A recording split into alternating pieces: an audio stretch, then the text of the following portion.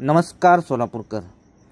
जागतिक दिव्यांग दिन पंधरवड्याचे औचित्य साधून लुई ब्रेल अंध विकास बहुउद्देशीय सामाजिक संस्थेच्या वतीने 17 व 18 डिसेंबर रोजी अंध मुलींच्या राज्यस्तरीय व अंध मुलांच्या जिल्हास्तरीय क्रिकेट स्पर्धेचे आयोजन रेल्वे मैदान सोलापूर येथे करण्यात आले. या स्पर्धेत विदर्भ व पश्चिम महाराष्ट्र हे संघ सहभागी झाले आहेत. तर अंध मुलांच्या स्पर्धेमध्ये सोलापूर येथील बहिरूरत्न दमानी अंधशाळा व Rajiv Gandhi memorial school for blind हे संघ सहभागी झाले. स्पर्धेच्या पहिल्या सामन्यात मुलींच्या पश्चिम महाराष्ट्र संघाने विदर्भ संघाचा 81 धावांनी पराभव केला.